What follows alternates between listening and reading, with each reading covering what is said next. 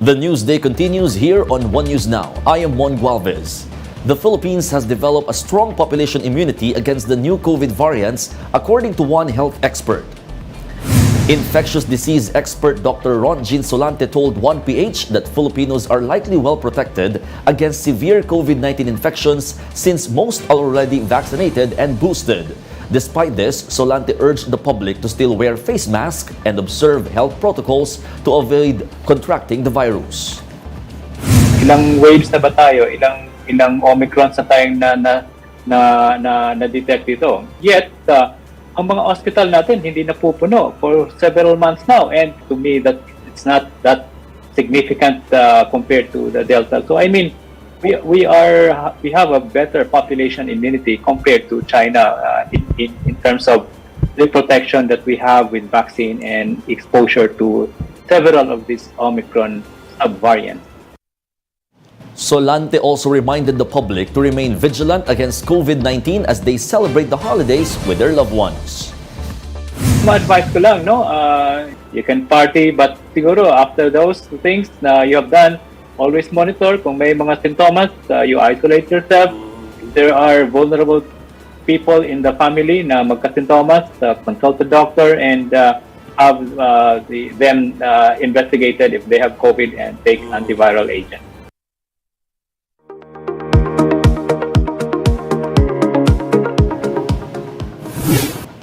The low COVID-19 deaths in China is fueling suspicions of underreporting as Beijing faces a massive surge in infection. The details in this report from Bloomberg. It's been just over a month since China started backing away from COVID-0, but the country's only reported 16 COVID deaths. That's in a country of 1.4 billion people. Given what we know from other places after they reopened, as well as China's own experience, the low fatality rate just doesn't stack up.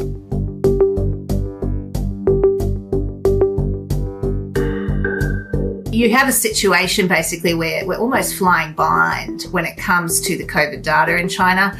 We can't trust the cases data. It's completely not representative. They have severely narrowed the definition of what a COVID death is. China, like a lot of places in the world, saw anybody who died while they were COVID positive as a COVID death. Now, only people who die while COVID positive from a respiratory condition are counted as a COVID death, and that's why you've seen a dramatic drop in the number of deaths, and you're just not seeing any deaths reported on some days, despite what we know to be a rip-roaring outbreak. Beijing seems to have been hit hardest. We're hearing about crematoriums that have been overwhelmed, hospitals with bodies piling up, because it's in their interests. Now that they've switched to living with COVID, they want to see a really big bang, fast outbreak that they can then just move on from. Official rhetoric from scientists to the top leaders is that COVID is very mild, you're very unlikely to die from it, that it's something you can work with. There's no doubt that COVID-0, the lockdowns, were hugely damaging to China's economy. That was a key pressure point on why they needed to shift away from it. Because COVID is coursing through the country. People are sick. People are afraid of being sick. People aren't out consuming, and you are going to see disruption on what is, the world's factory floor. But what a lot of economists are betting is that first initial wave will pass over a couple of months, and then people, like they have elsewhere in the world, will do things like revenge spending. I do think we will see that, but I think that people are underplaying the fact that COVID doesn't go away. It's not going away anywhere in the world.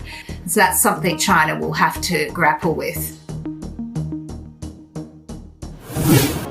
We'll be back with more stories after the break. Keep it here on One News.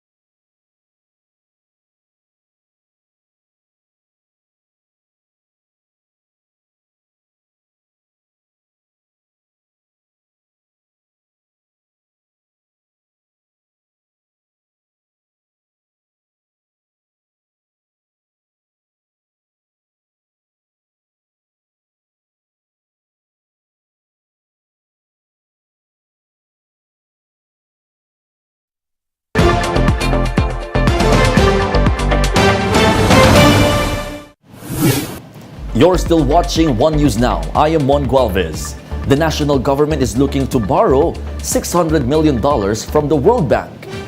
The loan is expected to be approved by the multilateral lender in May. The money will be used to support government programs on economic recovery, climate resilience, and fiscal management. The funding series is expected to boost investments in renewable energy, shipping service infrastructure, and public-private partnerships.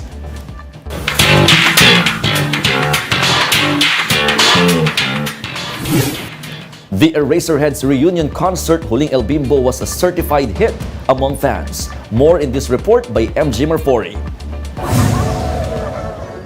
Around 70,000 fans of iconic rock band Eraserheads flocked to the SMDC Festival grounds to witness the group's reunion concert dubbed Huling El Bimbo. The crowd was wild right from the first song, the 1995 hit Super Proxy, from the Heads' third album, Cutter Pillow.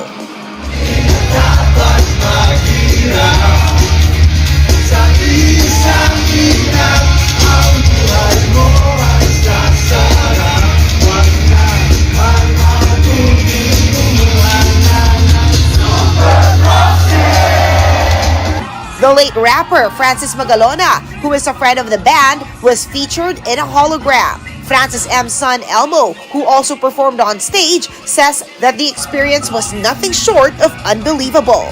Sobrang surreal. You know, in a reunion show for Eraserheads, ilan lang makakagawa nun, so I'm so proud and so happy.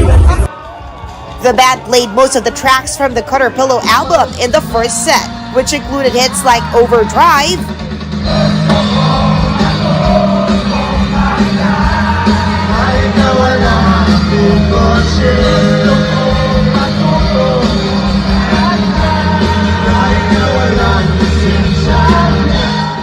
and Torpedo.